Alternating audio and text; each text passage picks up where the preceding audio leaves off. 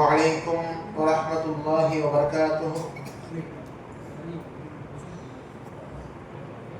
إن الحمد لله نحمده ونستعينه ونستغفره ونؤمن به ونتوكل عليه ونعوذ بالله من شرور أنفسنا ومن سيئات أعمالنا. من يهده الله فلا مضل له ومن يضلله فلا هادي له، ونشهد أن لا إله إلا الله وحده لا شريك له، ونشهد أن محمدا عبده ورسوله.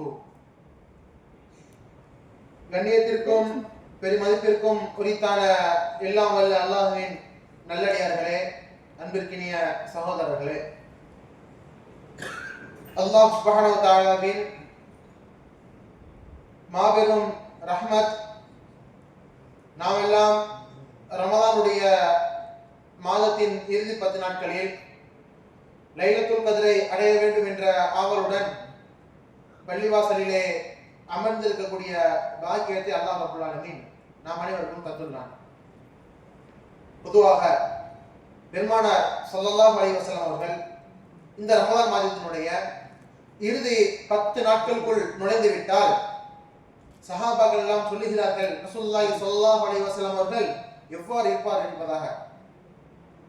கால நபியோ ஸல்லல்லாஹு அலைஹி வஸல்லம் இதா தஹலல் அஷர், இறுதி 10 நாட்கள் நுழைந்தால் ஷத்த மிஸரஹு, பெருமானார் என்ன செய்வாங்க அப்படின்னா தங்களுடைய ஆடைகள் எல்லாம் இறுக்கி கட்டிக்கொள்வார்கள்.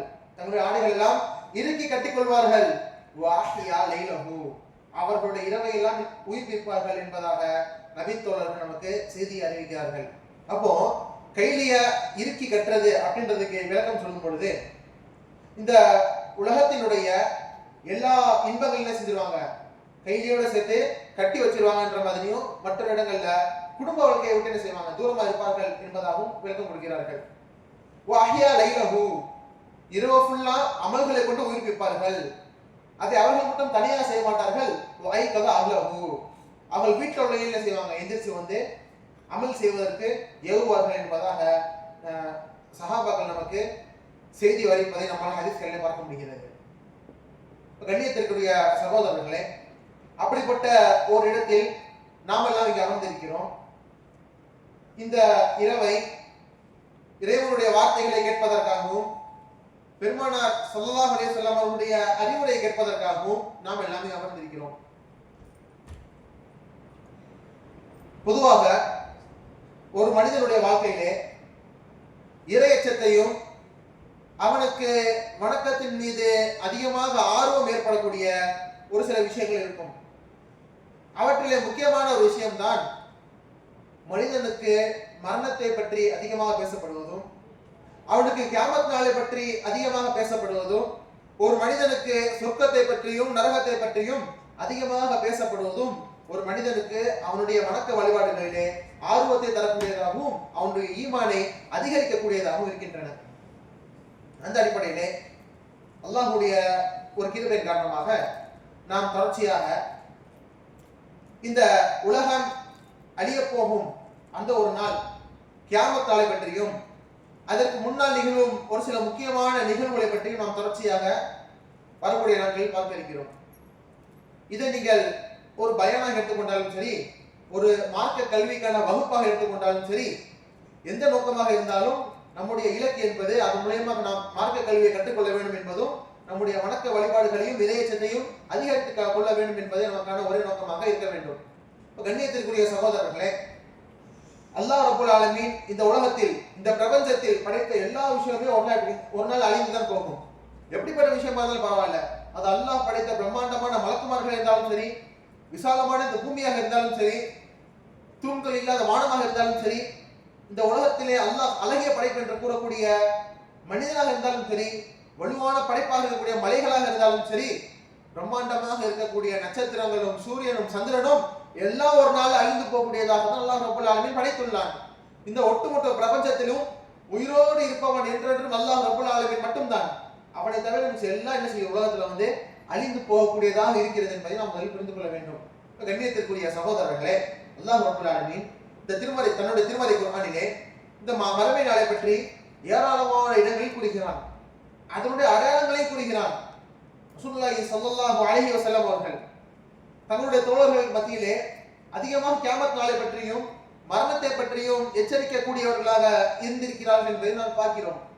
அந்த அடிப்படையிலே அல்லாஹ் ரப்பல் ஆலமீன் திருமறை குர்ஆனிலே இந்த மறுமை நாளை பற்றி என்ன சொல்கிறான் என்பதை நாம் பார்ப்பதற்கு முற்பட்டால் சூரத்துல் நிசாவினுடைய 87வது வசனத்தில் அல்லாஹ் ரப்பல் ஆலமீன் கூறுகிறான், அல்லாஹு லா இலாஹ இல்லாஹு, அல்லாஹு லா இலாஹ இல்லாஹு, அல்லாஹ் அவனை தவிர வணக்கத்திற்குரியவன் வேறு யாரும் கிடையாது.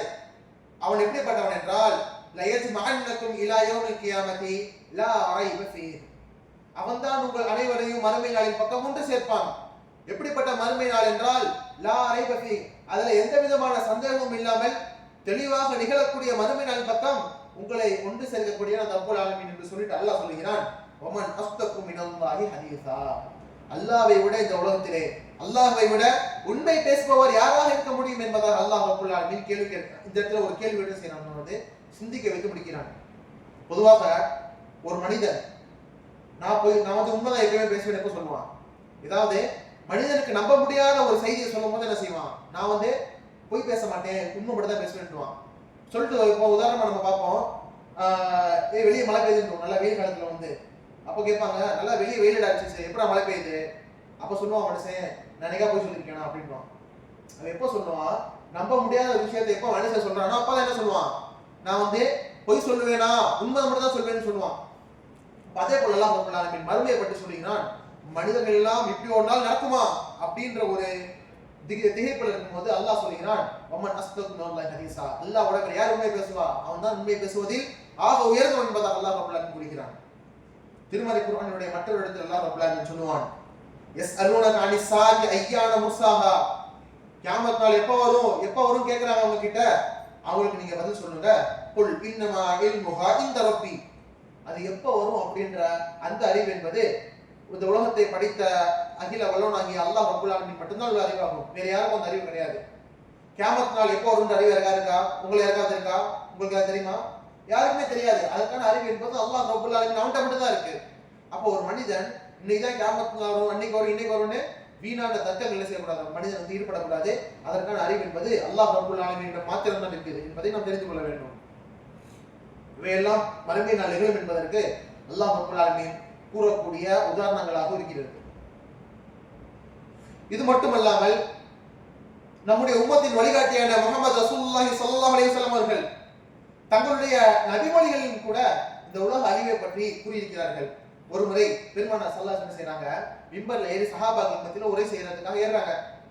அதை பார்த்து நபி சொல்றாங்க, ஒரு நபிமொழி அறிவிக்கிறாங்க, ஹதபனா ரசூலுல்லாஹி ஸல்லல்லாஹு அலைஹி வஸல்லம், ஸல்லல்லாஹு அலைஹி வஸல்லம் ஒரு முறை உரையாற்றுவதற்காக மிம்பர்ல ஏறி எங்களுக்கு உரையாற்ற வந்தாங்க. ஃபஹமிதல்லாஹு வ அஸ்னா அலைஹி, அல்லாஹ்வை புகழ்ந்து ஆரம்பிச்சாங்க, அல்ஹம்துலில்லாஹ் ஆரம்பிச்சாங்க, வ அஸ்னா அலைஹி அவனை புகழ்ந்தாங்க. அம்மா பாத் என்று கூறிட்டு சொன்னார்கள், ஃபைன்ன துன்யா கத் ஆதரத் பிஸ்வர்மி வ வல்லத் ஹிதா, இந்த உலகம் என்பது அது எங்கு துவங்கியதோ அதன் பக்கம் அந்த அந்த ஒரு தூங்கும் போது ஒரு விஷயம் ஒண்ணுமே இருக்காது, அப்புறமா தான் டெவலப் ஆகும் கொஞ்சம் கொஞ்சமா. உலகம் எங்க துவங்குச்சோ அதன் பக்கம் என்ன செய்யுது, அது வந்து விரைந்து சென்று கொண்டிருக்கிறது. உலகம் எதுக்கு மின்ஹா இல்லா சபாபத்தக சபாபத்திற்கினா இத சாபு பஸ்வாஹிபுஹா என்பதாக சொல்றாங்க. ஒரு மனிதன் கிளாஸ்ல தண்ணி குடிக்கிறான், தண்ணி ஃபுல்லா குடிச்சிட்டு கீழே வைக்கும் போது அந்த கிளாஸ்ல ஒரே ஒரு சொட்டு இருக்கும் தெரியுமா, தண்ணி ஃபுல்லா குடிக்க முடியாது மனுஷனால. கிளாஸ்ல டக்குன்னு குடிச்சு ஃபுல்லா வைக்கும் போது எப்படி இருக்கும், கீழே வந்து ஒரு சொட்டு தண்ணி அப்படியே அடைச்சு கீழே போகும்.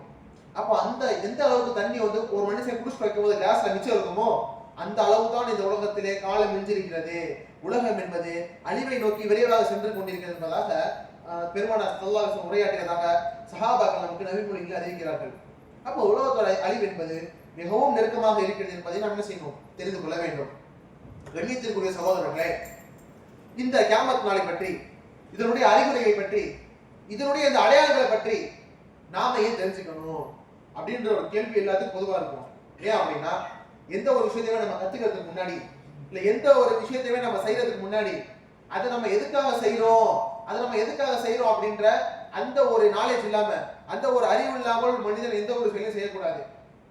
ஒரு மனிதன் ஸ்கூல் படிப்பை முடிச்சுட்டு, பள்ளி படிப்பை முடிச்சுட்டு காலேஜ் சேர்றான் அப்படின்னா ஒரு டிகிரி எடுக்கிறான்.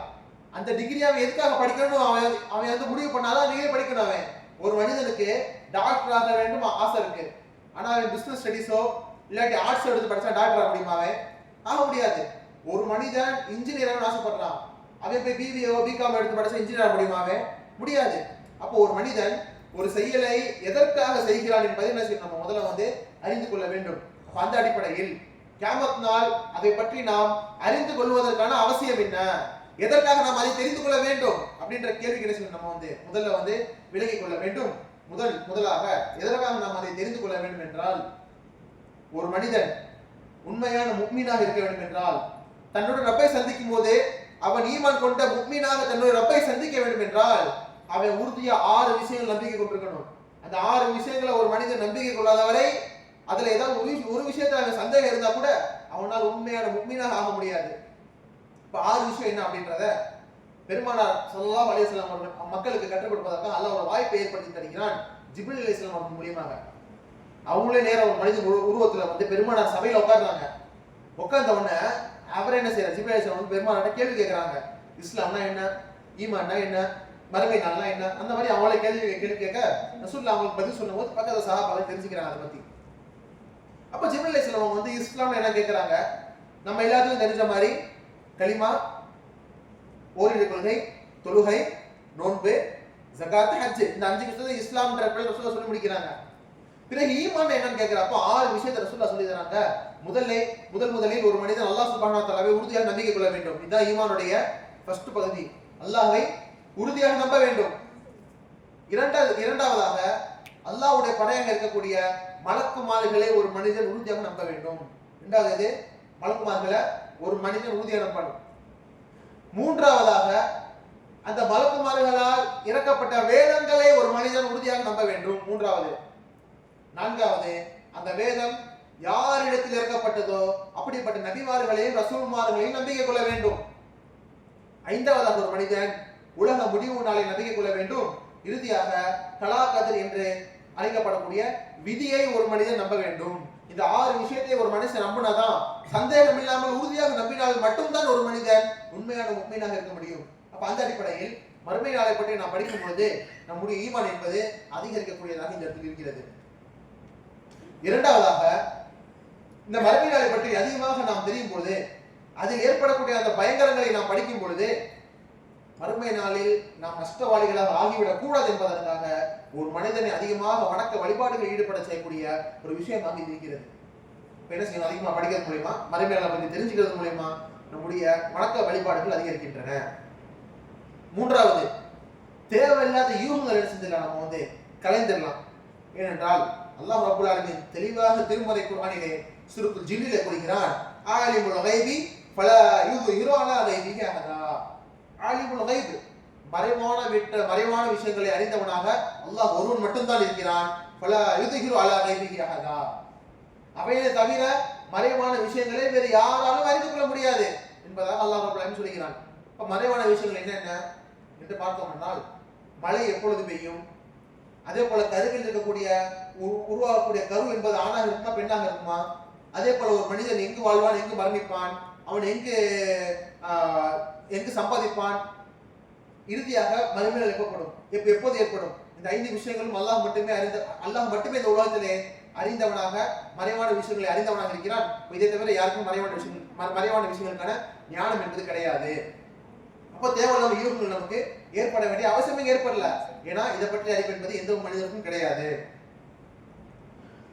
இன்னொரு விஷயம் என்னவென்றால், மறுமை நாளை பற்றி நாம் அறிந்து கொள்ளும் பொழுது நாம் அதை சரியாக அடையாளம் கண்டு கொள்ளலாம். உலகத்துல ஏராளமான விஷயங்கள் நடக்குது, புதுசா நடக்குது. ஆனா ரசூலுல்லாஹி ஸல்லல்லாஹு அலைஹி வஸல்லம் சொன்ன விஷயங்கள் நிறைய இருக்கு. அதுல கியாமத் நாளோட அடையாளங்கள் என்று பெருமானார் சொன்ன விஷயங்கள் நிறைய விஷயங்கள் இருக்கு. அப்ப நம்ம சரியா அதை பத்தி அறிஞ்சுக்கிட்டாதான் எந்தெந்த விஷயம் வந்து கியாமத்துக்கான அறிகுறி என்றும் எந்தெந்த விஷயங்கள்லாம் இயல்பான விஷயம் என்று நம்மளால் புரிந்து கொள்ள முடியும். உதாரணமாக கியாமத் நாளுடைய அடையாளங்களில் ஒன்று, வானத்திலிருந்து ஒரு புகை இறங்கி வரும்னு சொல்றாங்க. வானத்திலிருந்து ஒரு புகை இறங்கி வரும்னு சொல்றாங்க. அப்ப நம்ம இதை தெரிஞ்சுக்கணும் அப்படின்னா நமக்கு என்ன தெரியும், கியாமத் நாளே வருது அப்படின்றது தெரியும். நமக்கு அப்ப தெரியும், ஏன்னா நம்ம முன்னாடி படிச்சிருக்கோம், வானத்துல புகை இறங்கி வருது அப்படின்றது கியாமத்துடைய ஒரு அடையாளமாக இருக்கிறது. அப்போ நம்ம படிக்கும் போது என்ன செய்யணும், அது வந்து புகை வரும்போது இது கியாமத் நாளுடைய அடையாளம் என்று நமக்கு தெரியும். இல்லைன்னா என்ன பண்ணாம சரி எங்கேயோ புகை பத்திக்கிச்சு போல வந்து நார்மல் வச்சு விட்டுருவோம் நம்ம. அப்போ அடையாளங்களை படிப்பது மூலியமா கியாமத்தை நாம் அடையாளம் கண்டுகொள்ள முடியும். இறுதியாக எந்த ஒரு விஷயமுமே தயாரிப்பு இருந்தால் மட்டும்தான் நம்மளால சக்சஸ் பண்ண முடியும். எந்தெந்த விஷயத்தில் நாம் முறையாக பயிற்சி எடுத்திருப்போமோ அந்த விஷயங்கள்ல மட்டும்தான் நம்ம எக்ஸல் பண்ண முடியும். அந்த விஷயங்கள்ல மட்டும்தான் நம்ம என்ன செய்ய முடியும், தோற்காமல் வெற்றி பெற முடியும். உதாரணமாக ஒரு மனிதன் பப்ளிக் எக்ஸாம் எழுத போறான், இல்ல காலேஜ் செமஸ்டர் எக்ஸாம் எழுத போறான். ஆனுவல் எக்ஸாம் வருது அப்படின்னா 2 மாசத்துக்கு முன்னாடி அதை பத்தி அதுக்காக அந்த ப்ரிப்பரேஷன்ல பையன் இறக்கி விட்டுருவாங்க, ஸ்கூல்லையும் சரி வீட்லயும் சரி. அப்போ 2 மாசம் ஃபுல்லா அவன் பயிற்சி எடுத்தாதான் எக்ஸாம் எழுத முடியும். போய் ஒரு ஸ்போர்ட்ஸ் மேட்ச் இருக்கு, அந்த மேட்சுக்கு நம்ம விளையாட போறோம் அப்படின்னா போனோன்னு உள்ள இறங்கிடுவோமா? இறங்க மாட்டோம். ஒரு 2 ரவுண்ட் ஓடுவோம், வார்ம் அப் எடுப்போம். ஏன்னா விளையாடும் போது கை சுருக்க கூடாதுன்னு சுருக்கிக்க கூடாதுன்றதுக்காக வார்ம் அப் பண்ணுவோம். அப்ப இந்த மாதிரி தயாரிப்புகளோடு இறங்கும் போதுதான் ஒரு விஷயத்தை நாம் வெற்றி கொள்ள முடியும். அதே போல கியாமத் நாளை பற்றி நாம் முன்னாடியே அறிந்து அதற்கான தயாரிப்புகள் ஈடுபட்டால் மட்டும்தான் என்ன செய்ய முடியும், நம்மளால வந்து கியாமத் நாளை வந்து வெற்றி பெற முடியும் என்பதை நாம் புரிந்து கொள்ள வேண்டும். இப்போ கண்ணியத்துக்குரிய சகோதரர்களே, இப்போ அவங்க புரிஞ்சிருக்கும் நம்ம எதுக்காக இதெல்லாம் படிக்கணும் அப்படின்னு. இப்போ நம்ம பார்த்தோம் அப்படின்னா கியாமத் நாள் ஏற்படும் போது திடுதிப்புன்னு ஏற்பட்டுறாது. கியாமத் நாள் சொல்லாம கொள்ளாம வந்துடாது. மாறாக அல்லாஹ் சுப்ஹானஹு வ தஆலாவும் சரி, பெருமானார் ஸல்லல்லாஹு அலைஹி வஸல்லம் அவர்களும் சரி, இந்த கியாமத் நாள் வரும்போது என்னென்ன நிகழும் அப்படின்றத ரொம்ப தெளிவா சொல்லியிருக்காங்க குர்ஆன் சொன்னால. நம்ம அதை படிச்சு வச்சுக்கோங்களேன், ஒவ்வொரு விஷயம் உலகத்தில் நடக்கும்போது நம்மால் ஈஸியாக கணித்துக் கொள்ள முடியும். அதை அப்படிப்பட்டவாறு தெளிவாக செஞ்சிருக்காங்க, குர்ஆன் சொன்னால கூறியிருக்கிறார்கள். அதுல பெருமானார் ஸல்லல்லாஹு அலைஹி வஸல்லம் ஹதீஸ்ல வந்து கியாமத் நாள் வரும்போது நடக்கக்கூடிய ஏராளமான சின்ன சின்ன அடையாளங்களை பத்தி தெளிவா சொல்லியிருக்காங்க. அதுல நிறைய அடையாளம் நடந்து முடிஞ்சிருச்சு, நிறைய அடையாளம் நடந்துட்டு இருக்கு, இன்னும் பல அடையாளங்கள் நடக்க இருக்கு. இவையெல்லாம் கியாமத்துடைய சின்ன அடையாளங்கள். பெரிய அடையாளங்கள் என்று ரசூலுல்லாஹ் சொன்னாங்க 10 அடையாளங்கள். அந்த 10 அடையாளம் நிகழ்ந்து விட்டால் இறுதியில சூர் ஊதப்படும், அதோடு உலக அழிவு நாள் என்பது வந்துவிடும். அப்ப அந்த 10 அடையாளம் இருக்குல்ல, அந்த 10 அடையாளம் வரதுக்கு முன்னாடி சின்ன சின்ன அடையாளம் எல்லாம் நடந்து முடிஞ்சாதான் பெரிய அடையாளம் ஆரம்பிக்கும். அப்ப சின்ன சின்ன அடையாளங்கள் என்ன அப்படின்றத நம்ம பார்த்தோம் அப்படின்னா, பெருமானார் ஸல்லல்லாஹு சொல்றாங்க, நம்ம ஒன்றா தொகுத்து பார்த்தோம் அப்படின்னா அது போது கிட்டத்தட்ட 170 180 அடையாளங்கள் வரிசையா போயிட்டே இருக்கு. அது எல்லாத்தையும் நம்ம தொகுத்து என்ன செய்ய முடியாது, நேரத்தில் வந்து நம்ம சுருங்கிய நேரத்தில் வந்து அது எல்லாத்தையும் தர முடியாது. அதனால் குறிப்பாக ஒரு சில விஷயங்கள் என்ன செஞ்சிருக்கேன், நான் வந்து தொகுத்து உங்கள் முன் தரலாம் என ஆசைப்படுகிறேன். அதில் முதலாவதாக சிறிய அடையாளங்களில் பெருமானார் ஸல்லல்லாஹு அலைஹி சொல்றாங்க, அல்லாஹ் ரப்பல் ஆலமீன் தன்னுடைய திருமறையில சொல்றான், ஃபஹல் யன்துரூன இல்ல ஸாஅத அன் தஅதியஹும் பக்தா.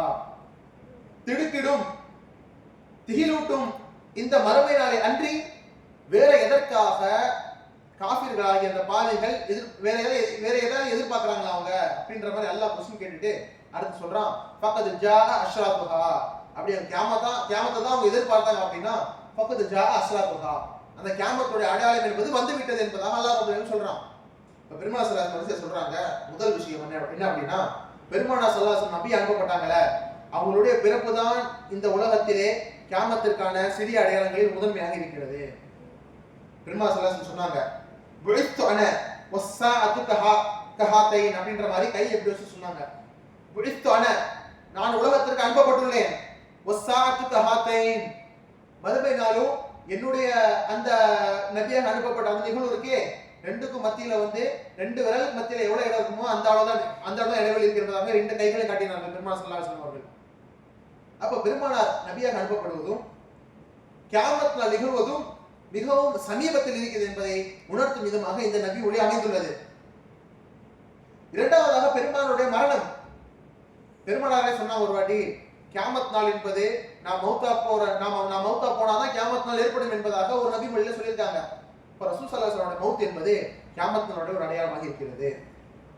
மூன்றாவதாக அல்லாஹ் ரப்பல் ஆலமீன் தன்னுடைய திருமறை குர்ஆனில் கூறுகிறான், இக்தரபத்தி ஸாஅத்து வன்ஷக்கல் கமர், மறுமை நாள் நெருங்கி விட்டது, அதன் அடையாளமாக சந்திரன் பிளந்து விட்டது என்பதாக அல்லாஹ் கூறுகிறான்.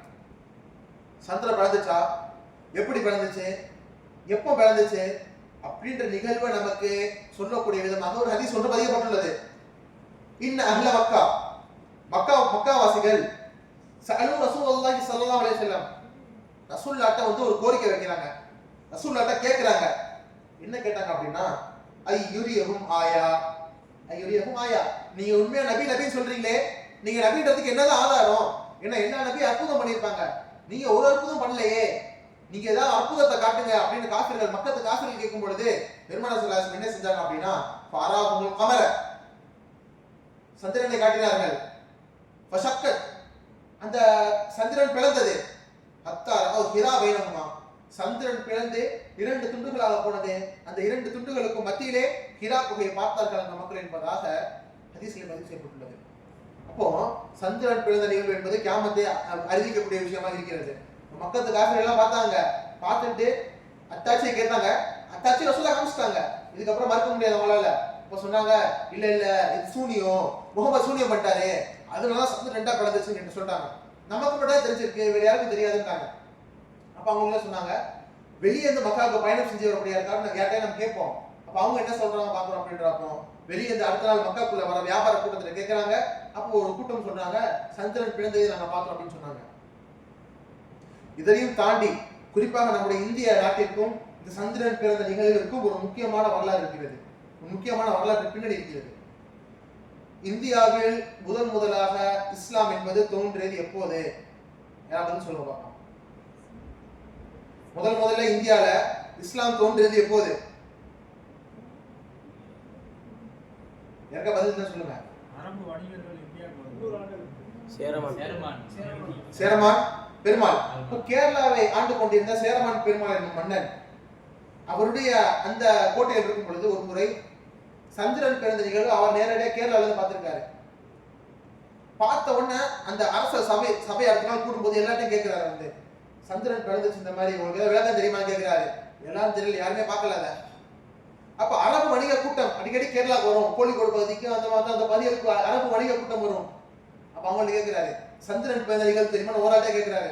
இப்ப யாருமே தெரியல சொல்றப்போ ஒரு அரபு வணிக கூட்டம் வருது. அவங்கள்ட்ட கேட்கிறப்ப சொன்னாங்க, எங்க பகுதிக்கு ஒரு இறை தூதர் வந்திருக்காரு, அந்த இறை தூதர் பண்ண அற்புதம் தான் சந்திரன் பிளந்த நிகழ்வு அப்படின்னு. அவர் வந்து அந்த பழைய இந்து வேதங்களை படித்தவர். அப்ப அவனை கேட்கிறப்ப முகமது நபியை பற்றிய முன்னறிவிப்பு முன்னாடி சொல்லப்பட்டிருக்கிறது வேதங்கள்ல. அப்ப அவரை பார்க்க என்ன செய்யறாரு, அவரு கேரளால கிளம்பி கப்பல் பயணம் செஞ்சு யமனுக்கு போய் அங்க தரை வழியா சவுதிக்கு போய் என்ன செய்யறாரு, ரசூலா பாக்குறாரு. அங்கேயே அவர் முஸ்லீம் ஆயிட்ட நிகழ்வு நம்ம பார்க்கிறோம். திரும்பி கிளம்பி வரும்போது யமன்லயே உடம்பு சரியில்லாம அங்கேயே மூத்தா போயிடுறாரு.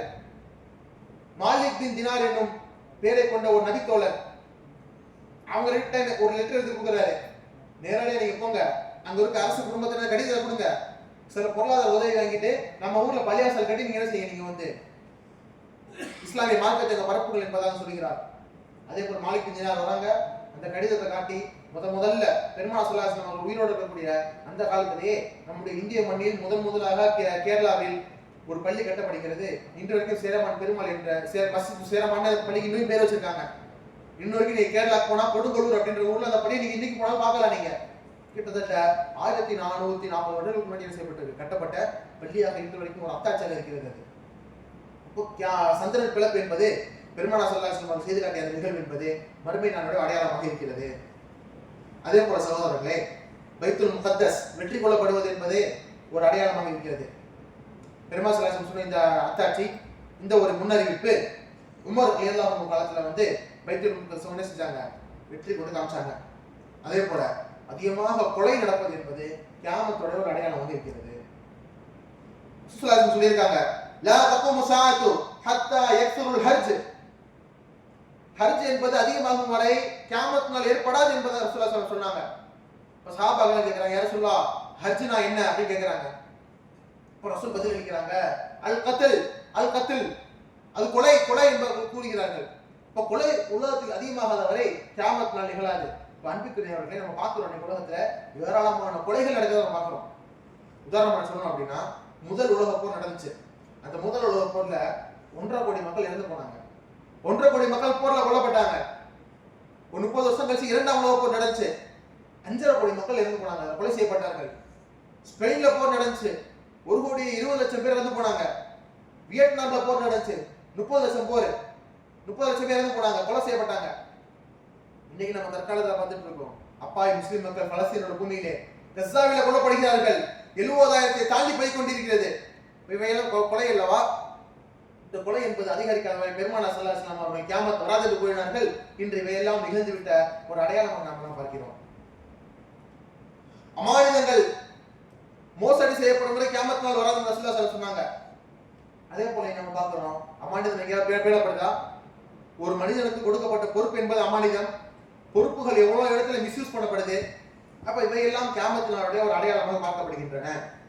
அதே போல மனிதரிடம் கல்வி பறிக்கப்பட்டு அறியாமை அதிகமாகிவிடும். அறியாமை என்பது கியாமத் நாளுடைய ஒரு அடையாளமாக இருக்கிறது. ஜகாத்து கொடுக்க மனுஷனுக்கு மனம் வராது. கணக்கு பண்ணி இவ்வளவு காசு ஜகாத்து கொடுக்கணுமா, மலைச்சு போய் ஜகாத்து கொடுப்பான். அந்த மாதிரி ஒரு நிலைமை வந்துடும். அப்படி வந்தாதான் கியாமத் நாள் வரும். அதுவும் இன்று நிறைய சகோதரர்கள் பார்க்கிறோம். நம்ம பல பகுதிகளில் வந்து இன்னைக்கு ஜகாத் என்பது சரியாக விநியோகம் செய்யப்படாத ஒரு விஷயமாக இன்று பார்க்கப்படுகிறது. ஒருவேளை சரியாக ஜகாத் என்பது பிரிக்கப்பட்டால் இன்றைக்கு தமிழ்நாட்டிலும் சரி, இந்தியாவிலும் சரி, ஒரு முஸ்லீம் கூட ஏழையா இருக்க மாட்டாங்க. எல்லாரும் செல்வ செழிப்புள்ள மனிதர்களா இருப்பாங்க. ஜகாத்துக்கு அந்த அளவுக்கு அல்லாஹ் ரப்பல் ஆலமீன் ஒரு சூப்பரான ஒரு வறுமை ஒழிப்பு திட்டத்தை எல்லாம் ஜகாத்துல வச்சிருக்கான். அது இன்னைக்கு சரியாக முறையாக நிறைவேற்றப்படவில்லை. இவ்வளவு பெரிய தொகையில் இந்திய முஸ்லீம்கள் இருந்தும் வருமானத்திலும் சரி, பொருளாதாரத்திலும் சரி, பலத்திலும் பின்தங்கிய மக்களாக இருக்கிறார்கள் என்று பார்க்கிறோம். உறவுகள் துண்டிக்கப்படும். கியாமத் நாள் இறங்கிவிட்டால் உறவுகள் துண்டிக்கப்படும் என்று நாம் பார்க்கிறோம். இவையெல்லாம் நிகழ்ந்து விட்ட சில சில அடையாளமாக இருப்பது என்பதை நாம் பார்க்கிறோம். கண்ணியத்துக்குரிய இல்லாமல் அல்லாஹ்வின் நல்லடியார்களே, இது இல்லாமல் இன்னும் நடக்க இருக்கின்ற ஏராளமான முன்னெச்சரிக்கைகளை பற்றி ரசூலுல்லாஹி ஸல்லல்லாஹு அலைஹி வஸல்லம் நமக்கு அறிவித்து கொடுத்திருக்கிறார்கள். அதில் ஒன்று என்னவென்றால், மக்களிடம் செல்வம் அதிகரிக்கும். நம்மளாம் ரசூலுல்லாஹ்வுடைய வரலாற்றை படிச்சா தெரியும். ரசூல் ஸல்லல்லாஹு அலைஹி வஸல்லம் மிகப்பெரிய ஏழையாக இந்த மக்கா மாநகரத்தில் வாழ்ந்தார்கள். சஹாபாக்கள் ஏழையாக இருந்தார்கள். 3 நாட்கள் ரசூலுடைய வீட்டில் அடுப்பு எரியவில்லை. இப்படிப்பட்ட வறுமையில் வந்து ரசூல் ஸல்லல்லாஹு அலைஹி வஸல்லம் சொன்னாங்க, நான் வறுமையை கண்டு அதிகமாக அஞ்சவில்லை, மாறாக உங்கள் கையில வந்து செல்வ செழிப்பு வரும், அப்படிப்பட்ட நாளை கண்டு நான் அஞ்சுகிறேன் என்பதாக சொன்னார்கள். அவர்களுடைய காலகட்டத்திலே ரோம் வெற்றி கொள்ளப்படுகிறது, பாரசீகம் வெற்றி கொள்ளப்படுகிறது. உலகத்தில் ஒவ்வொரு மனிதனுடைய கனவாக இருக்கக்கூடிய கிஸ்ராவுடைய ஆடைகளும், கிஸ்ராவுடைய கிரீடமும், பாரசீக மன்னனான கிஸ்ராவுடைய கஜானாவும் மதீனாவுடைய வீதிகளில் கொட்டப்படுகிறது. அதை பார்த்த உமர் சொன்னாங்க, நான் ஏழ்மையை கண்டு அதிகமாக அஞ்சவில்லை, இந்த செல்வம் உங்கள் மத்தியில் ஏற்படக்கூடிய பாதிப்பை கண்டு நான் அதிகமாக அஞ்சுகிறேன் என்பதாக சொன்னார்கள். இப்ப செல்வம் அதிகரிக்கப்படும். எந்த அளவுக்கு அப்படின்னா, சொல்றாங்க, ஒரு காலம் வரும், அப்ப தன்னோட சதகா பொருளான தங்கத்தை கொண்டு ஒரு மனுஷன் தெருவா ஓடுவான். யாரோ சதகா வாங்க மாட்டீங்களா, வாங்கிக்கோன்னு சொல்லுவான். ஆனா சதகா வாங்குறது உலகத்துல ஒரு மனிதன் இருக்க மாட்டான். எல்லாரும் தேவையற்ற மனிதர்கள் உலகத்தில் வாழ்வாங்க. அப்படிப்பட்ட நிலைமை வந்தால்தான் கியாமத் நாள் நிகழும். இது இன்று என்ன செய்யல, நடக்காது. எவ்வளவு பார்க்கிறோம். இப்ப இதெல்லாம் இனிமேல் நடக்கும் பிற்காலத்துல. இரண்டாவது, பூமி என்ன செய்யும், தன்னுடைய பொக்கிஷங்களை வெளிப்படுத்தும். இப்ப பூமி தன்னுடைய பொக்கிஷங்கள், பூமிக்குள் மறைந்திருக்கக்கூடிய அனைத்து கஜானாக்கள் செய்யப்படும், வெளிப்படுத்தப்படும். பெருமானா சொல்றாங்க, பூமி தனது தங்கம் வெள்ளி கட்டிகளை வெளிப்படுத்தும். அப்போது கொலைகள் பல புரிந்த ஒரு மனிதன் வருவான். அவன் சொல்லுவான், ஃபீஹாதா கதல்து, இங்கே இவ்வளவு செல்வம் இருக்கே, இதுக்காகவா நான் சண்டை போட்டேன், இது தெரிஞ்சிருந்தா நான் யாரையும் கொண்டிருக்க மாட்டேனே, பொருளாதாரத்துக்காக நான் செஞ்ச கொலைகள் ஏராளம், இதெல்லாம் முன்னாடி எனக்கு கிடைச்சா யாரையும் கொலை பண்ணிருக்க மாட்டேன்னு சொல்லுவானா. உறவை துண்டித்து வாழ்ந்தவன் கொண்டு வரப்படுவான், அந்த இடத்துல வருவான். அப்ப அவன் சொல்லுவான், எவ்வளவு செல்வம் இருக்கே, இந்த செல்வம் முன்னாடியே கிடைச்சிருந்தா என்னுடைய எந்த உறவை நான் துண்டித்து வாழ்ந்திருக்க மாட்டேனே அப்படின்னு அந்த மனிதன் சொல்லுவான். சாரி, திருடன் வருவான். அவன் சொல்லுவான், இந்த விஷயத்துக்காக தானா குத்தி எதை, என்னுடைய கைகள் வெட்டப்பட்டது, செல்வத்தை திருடிதானே கை வெட்டப்பட்டுச்சு, இந்த செல்வம்லாம் முன்னாடியே கிடைச்சிருந்தா நான் எதை திருடி இருக்க மாட்டேனே, கை வெட்டப்பட்டிருக்காங்க நம்ம சொல்றானா, திருடன் சொல்லுவானா. அப்போ இந்த மாதிரி பூமி திறந்த பொக்கிஷங்களை வெளிப்படுத்தாத வரை கியாமத் நாள் என்பது வராது. சொன்னாங்க, சும்மா எதோட அந்த செல்வங்களை எடுத்திருப்போங்க எல்லாம் மனுஷன் சொல்லுவாங்க, பல பொது நம்பி விஷயா, அதுல இருந்து எந்த பொக்கிஷத்தை மனசு எடுக்க மாட்டாங்க, அப்படின்னா எல்லாரும் தண்ணீரே இருப்பாங்க அப்படின்னு செய்தி நம்ம பார்க்கிறோம். அதே போல சொன்னாங்க, அஹ்லாஸ் துஹைமா அப்படின்ற 2 குழப்பங்கள் உங்கள் மத்தியில வராத வரை கியாமத் நாள் வராது. அப்போ அப்துல்லா பின் உமர் ரலியல்லாஹு அறிவிக்கிறாங்க, அஹ்லாஸ் என்ன அப்படின்னா, ஒரு மனிதன் மற்றொரு மனுஷனை எதிரியா பார்ப்பான். ஒரு மனிதன் இன்னொரு மனிதனுடைய செல்வத்தை சூறையாட வேண்டும் நினைப்பான். இதுதான் அஹ்லாஸ். இந்த அஹ்லாஸ் என்ற ஃபித்னா அவங்களுக்கு மத்தியில் வரும் வரை கியாமத் நாள் வராது என்று சொன்னாங்க. துஹைமா என்ன? துஹைமா என்றால் கடுமையான குழப்பம். அந்த குழப்பத்தை பட்ட மனுஷன் சொல்லுவாங்களா, குழப்பம் நிறைய இருக்கு, திடீர்னு குறைஞ்ச மாதிரியே இருக்குமா. இப்ப மக்கள் பேசிக்குவாங்க, குழப்பம் குறைஞ்ச மாதிரி இருக்கேன்னு சொல்லுவாங்க. திடீர்னு பார்த்தா குழப்பம் வெடிச்சுட்டு வரும். அப்போ ஒரு மனிதன் காலையில முஸ்லீமா இருந்தா சாயங்காலம் காஃபி ஆயிடுவான். ஒரு மனிதன் சாயங்காலம் முஸ்லீம் இருந்தா காலையில காஃபிர் ஆயிடுவான். அப்படி ஒரு நிலையை சொன்னாங்க. இந்த குழப்பங்கள் வராத வரைக்கும் மறுமை நாள் என்பது ஏற்படாது. இறுதியாக இஸ்லாம் சொன்னது, மக்கள் ஷாம் தேசத்தை நோக்கி அதிகமாக பயணிப்பார்கள். மக்கள் ஷாம் தேசத்தை நோக்கி அதிகமாக பயணம் செய்வார்கள். ஷாம் என்றால் என்ன? இன்று நாம் பார்க்கக்கூடிய சிரியா, பலஸ்தீன், ஜோர்டானுடைய ஒரு சில பகுதி, லெபனான் நாட்டுடைய ஒரு சில பகுதி, இவை எல்லாம் சேர்ந்ததுதான் ஷாம். இந்த ஷாமை நோக்கி மக்கள் செய்வாங்க, அதிகமாக பயணம் செய்வாங்க. அப்போ இந்த சிரியா மக்களை பத்தி, ஷாம் மக்களை பத்தி பெருமானார் ஸல்லல்லாஹு அலைஹி வஸல்லம் சொன்னாங்க, இதா ஃபஸத அஹ்லு ஷாம், இதா ஃபஸத அஹ்லு ஷாம், சிரியாவாசிகள் குழப்பமடைந்து விட்டால், அவர்கள் நாசமாகி விட்டால், ஃபலா கைர் லக்கும், உங்களுக்கு மத்தியில எந்த ஒரு நல்லதுமே இருக்காது.